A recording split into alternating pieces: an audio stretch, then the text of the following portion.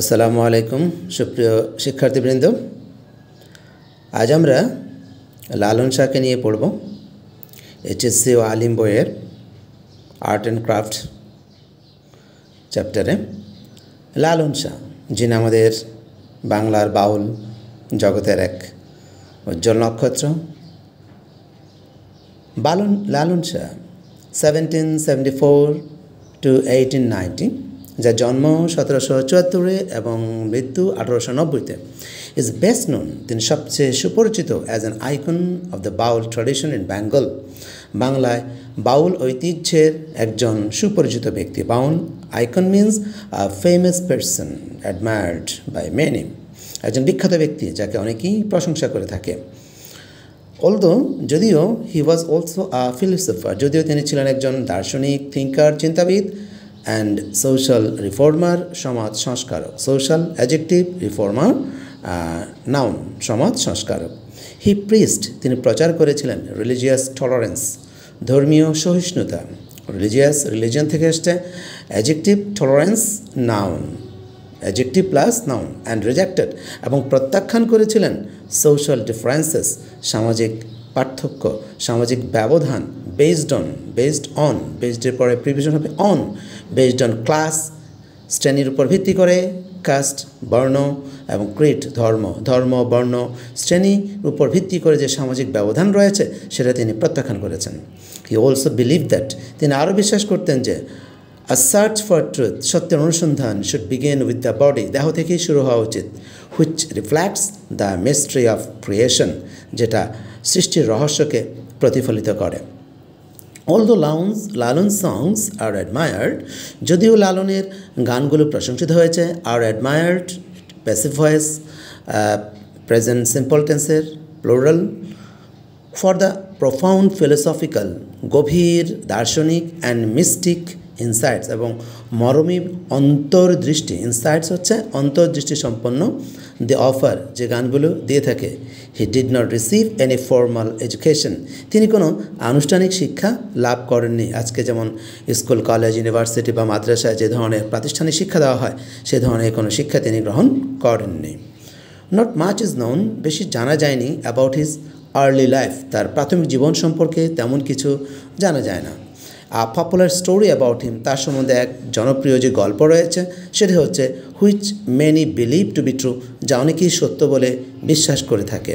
Is that, সেটা হচ্ছে এই যে হোয়াইল অন আ পিলগ্রিমেজ, যখন তিনি এক তীর্থযাত্রা যাচ্ছিলেন টু এ হলি প্লেস, কোনো একটি পবিত্র জায়গায়, লালন হু ওয়াজ বর্ন আ হিন্দু, যিনি জন্মগতভাবে একজন হিন্দু ছিলেন, কন্ট্রাক্টেড, তিনি আক্রান্ত হয়েছিলেন স্মল পক্স, গুটি বসন্ত, and was abandoned by his companions, এবং তার সঙ্গীদের দ্বারা তিনি পরিত্যক্ত হয়েছিলেন। এটা আরেকটি প্যাসিভ ভয়েস, অ্যাবান্ডন, পরিত্যাগ করা, ডেজার্ট, তার সঙ্গীরা তাকে এই স্মল পক্স হওয়ার কারণে তাকে পরিত্যাগ করে তাকে রাস্তায় রেখে তীর্থযাত্রায় চলে যায়।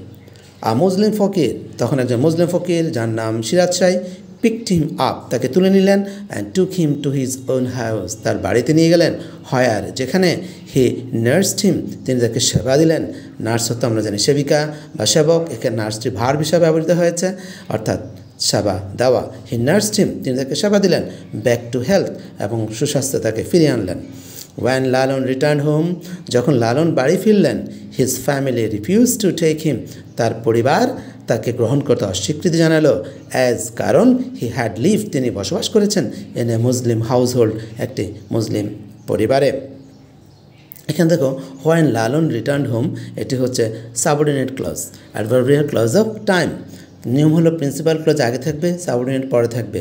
সাবঅর্ডিনেট ক্লজ আগে আসার কারণে কমা হয়েছে, অর্থাৎ তখন আমরা দেখতে পাচ্ছি যে ধর্মীয় বিভাজনটা কত ব্যাপক ছিল, যে একজন হিন্দু মুসলিম পরিবারে থাকার কারণে তাদের মতে, হিন্দুদের মতে, যে তিনি তার জাত খুইয়েছেন, তিনি আর হিন্দু নন, এই জন্য তার পরিবার তাকে গ্রহণ করেনি। So Lalon return to Siraj Shah, তাই লালন আবার সিরাজ শাহের কাছে ফিরে আসলেন, and took up a life of devotion, এবং ভক্তির জীবন গ্রহণ করলেন, অ্যান্ড অ্যাসেটিসিজম, এবং ত্যাগের এবং কৃচ্ছতার সাধনার জীবনযাপন ধরলেন, আন্ডার হিজ গাইডেন্স, তার তত্ত্বাবধানে। কার তত্ত্বাবধানে? সিরাজ শাহের তত্ত্বাবধানে। After the death of Siraj শাহজির মৃত্যুর পরে Lalon set up an akhara or monastery, Lalon স্থাপন করলেন একটি আখড়া, যাকে মোনাস্টারি মঠও বলা হয়, ইন ছেউড়িয়া নিয়ার কুষ্টিয়ার কাছে। ইট সুন অ্যাট্রাক্টেড অ্যাডমায়ার্স, এই আখড়াটি শীঘ্রই আকর্ষণ করল অনেক প্রশংসাকারীকে, অনেক ভক্তকে, অ্যান্ড মিস্টিক্স এবং মরমীবাদীকে, ইন সার্চ অফ, এটি একটি ফ্রেজ, সন্ধানে, অফ স্যালভেশন, মুক্তির সন্ধানে, হু বিকেম ইনিশিয়েটেড, যারা দীক্ষিত হয়েছিল, ইন্টু বাউল অ্যাসেটিসিজম, বাউল সাধনায়, অ্যান্ড বিকেম হিজ ডিসাপলস, এবং তার শিষ্য হয়েছিল।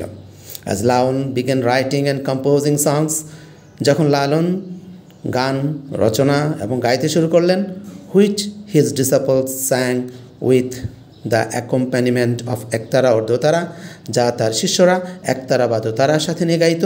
His fame spread to far away places, তার সুনাম ছড়িয়ে পড়ল অনেক দূর দূরান্তে। হিজ ফেম নাউন, অ্যাডজেক্টিভ হচ্ছে ফেমাস, স্প্রেড ছড়িয়ে পড়ল to far away places. Rabindranath Tagore and Kazi Nazrul Islam were among those who admired him, Rabindranath Thakur এবং কাজী নজরুল ছিলাম তাদের মধ্যে অন্যতম যারা তার প্রশংসা করেছেন।